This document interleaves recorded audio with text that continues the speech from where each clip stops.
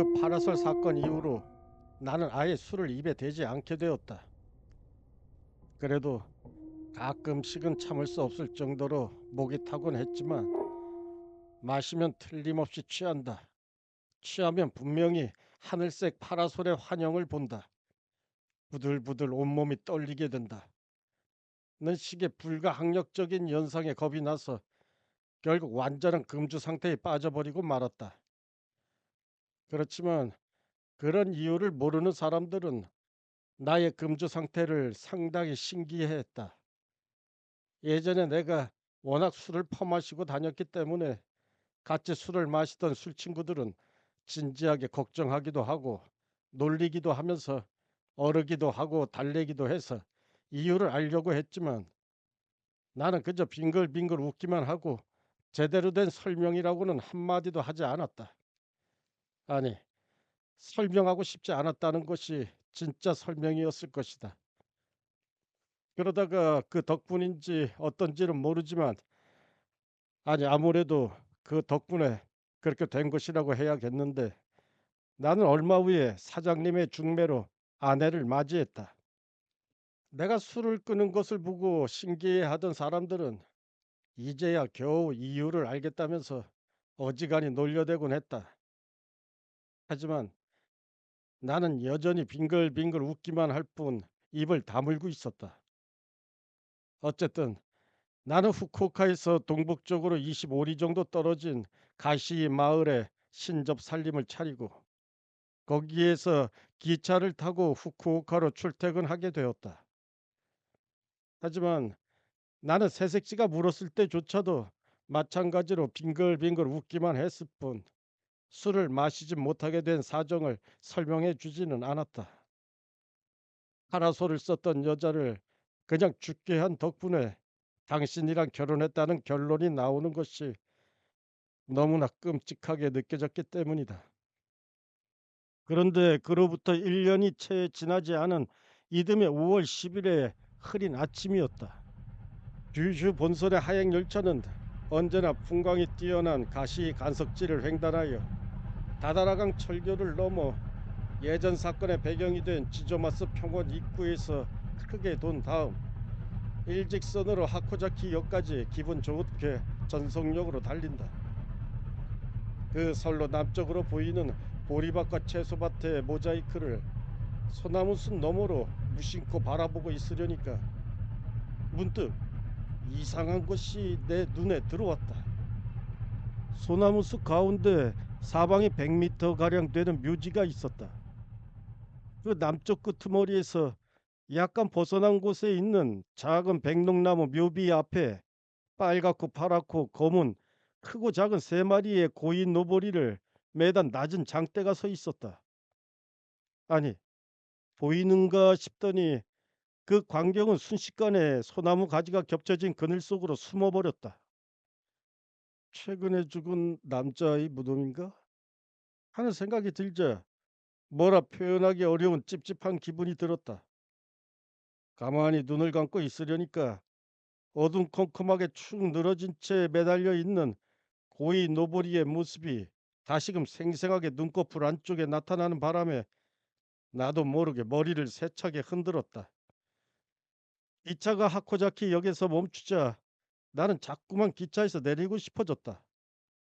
잠시 어떻게 할까 망설이고 있다가 문이 닫히기 직전에 에라 모르겠다 싶어 뛰어내렸더니 이번에는 무슨 일이 있어도 꼭 그 묘지에 가봐야 할 것 같은 기분이 들었다. 말하자면 신문기자의 본능 같은 것인데 그 묘지의 고이노보리 장대에 뭔가 재미있는 기사거리가 있을 거라는 직감이 들었기 때문이다. 하지만 한편으로 생각해 보면 그때 이미 그 고이노보리가 상징하고 있는 신비하고 악마적인 매력이 나의 마음을 사로잡아 그쪽을 끌고 가고 있었는지도 모른다. 결국 신문사에 출근하는 것을 뒤로 미룬 채 기찻길을 따라 1.5km가량 되돌아가서 아까 보았던 묘지에 당도했다.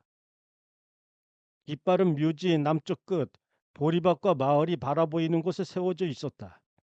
3m가량의 가느다란 삼나무 막대기를 모래 속에 박아 놓은 것으로, 크고 작은 세 마리의 종이로 된 잉어는 모두가 며칠 전부터 매달려 있었는지 맨 위에 가장 큰 붉은 잉어도, 그 다음에 있는 파란 잉어도, 맨 아래에 있는 작은 검은 잉어도 비와 밤이슬을 맞아 색깔이 얼룩진 채로 납작해져서 서로 착 달라붙어 있었다.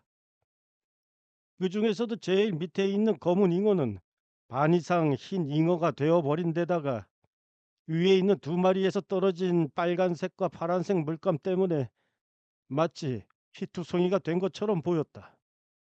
장대가 세워져 있는 하얀 모래 위로 늘어뜨린 꼬리 주변은 물론이고, 장대 뿌리에서부터 백목으로 된 묘비 옆쪽까지 여러 가지 표독스럽고 보기 싫은 색깔의 방울들을 잔뜩 뿌려놓은 채 축 처져 있었다.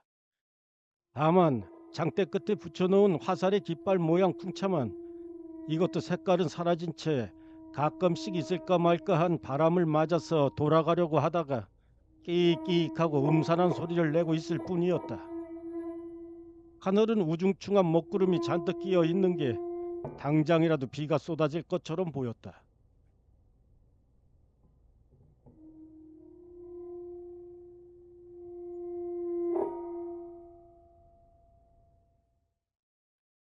나는 물들어 있는 모래를 밟지 않으려고 빙 돌아서 작은 소나무 강목으로 만들어진 묘비를 들여다보았는데, 다시금 기괴한 사실을 발견하고는 나도 모르게 침을 꿀꺽 삼켰다.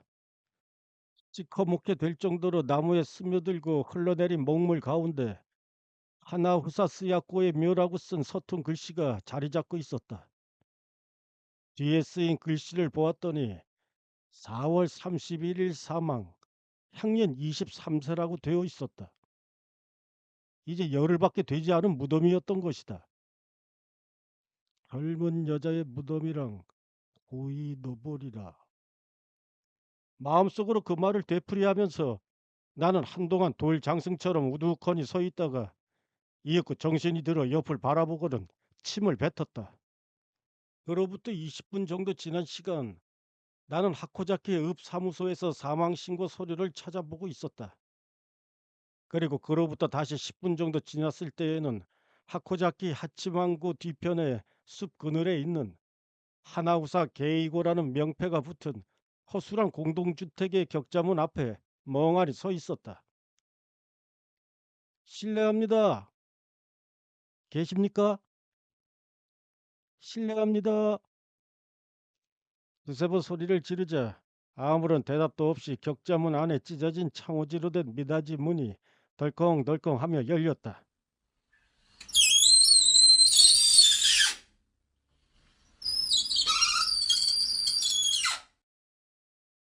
이고냐?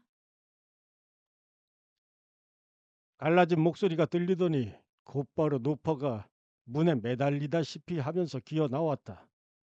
나는 또다시 흠칫 놀랐다. 낡은 격자문 너머로 보니 그 노파는 누런 머리에 희끗희끗 흰 것이 섞인 머리를 봉두 남발하고 온몸이 죽은 사람처럼 희어 멀건한 데다가 뿌옇게 흐려진 퍼런 눈동자를 치뜨고 이빨이라고는 하나도 남아있지 않은 검은 구멍 같은 입을 반가운 듯이 해 벌리고 있었다. 뗏머리 흐르는 구겨진 유카타를 입고 굵고 간 허리띠를 두르고 있는 그 노파는 모자를 벗은 내 얼굴을 올려다 보더니 순식간에 어둡고 쭈그러진 표정으로 변해버렸다. 그러고는 누구신지. 네. 하고 머리를 숙이면서 침을 꿀꺽하고 삼켰다. 어떻게 대답해야 할지 망설였다. 이 기삿거리와 부딪힌 이후로 계속 받고 있는 뭐라 묘사할 수 없는 찝찝한 느낌의 원인이 무엇인지 더 깊숙이 파고들어 볼까? 아니면 이쯤에서 그냥 포기하고 좀 더 밝고 생동감 넘치는 다른 기삿거리를 찾아볼까 판단하지 못해 한순간 주저하고 말았던 것이다. 하지만 그때 나를 여기까지 밀고 온 타성이라고도 할 만한 일종의 기분에 떠밀려서 그냥 적당히 대답해 버리고 말았다. 예, 저는 게이고 군과 예전에 알고 지내던 사람인데 와다라고 합니다. 아이고, 아이고, 그러셨군요. 어서 들어오세요. 자, 자, 들어오세요. 노파는 이렇게 말하면서 낡아 빠진 다다미 위를 아기처럼 엉금엉금 기면서 안쪽으로 들어갔다. 그 뒷모습을 바라보고 있던 나는 이윽고 다시 과감하게 격자문을 열었다.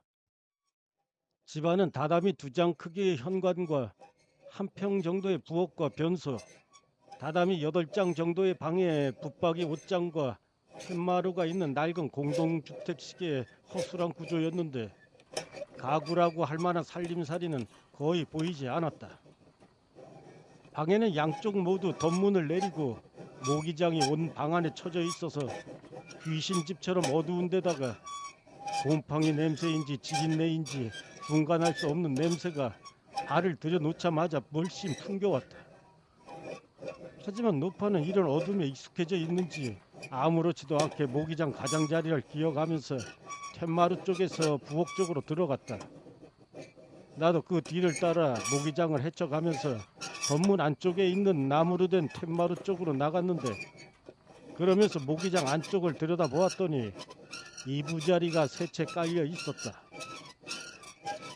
바깥쪽으로는 낮은 베개 하나랑 부엌 쪽으로 높은 베개 2개가 나란히 놓여 있었다.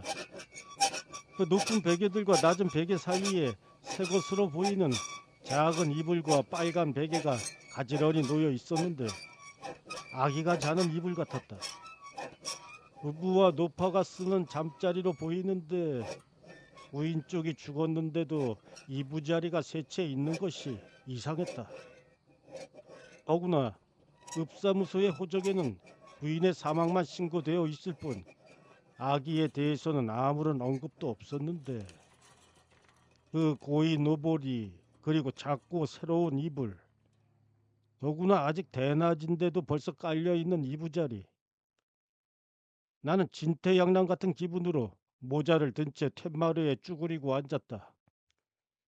한낮인데도 전혀 그런 느낌이 들지 않았다.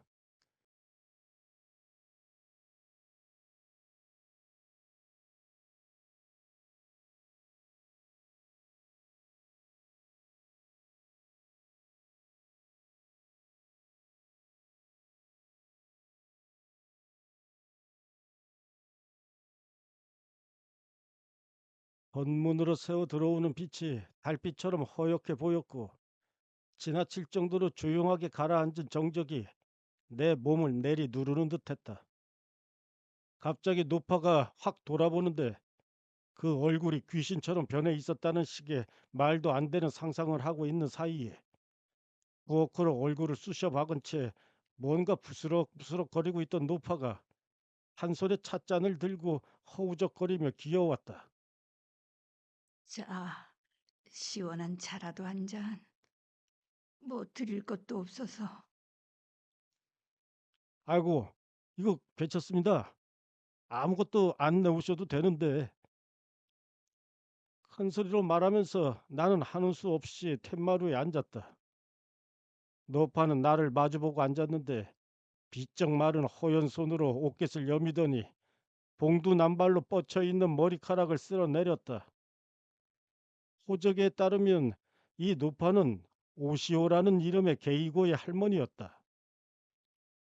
1850년 전후 태생이니 나이로 따지자면 상당히 많지만 귀도 눈도 어둡지 않았고 아직까지 정신도 맑은 편인 모양이었다. 나는 편안한 표정으로 찻잔을 들고 한 모금 마시는 신용을 했다. 그런 다음 불쑥 이렇게 물었다.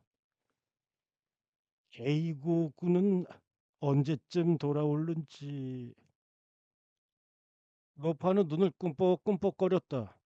오른쪽 눈 밑에 주름을 입이랑 같이 일그러뜨리면서 혀로 입술을 한번 축이더니 이윽고 다시 쓸쓸하고 의지할 데 없는 느낌의 갈라진 목소리를 내며 네, 그게 좀 있으면 돌아올 때가 됐는데. 하고 말하면서 나를 쳐다보더니 입을 우물우물 움직였다. 그 의심하는 듯한 허연 눈초리를 보고 있자니 참을 수 없을 정도로 이상한 기분이 들었다. 그래서 신문 기사고 뭐고 다 잊어버린 채 느닷없이 꾸벅 인사를 했다. 그럼 전 이만 다시 오죠. 아, 그럴라오? 네.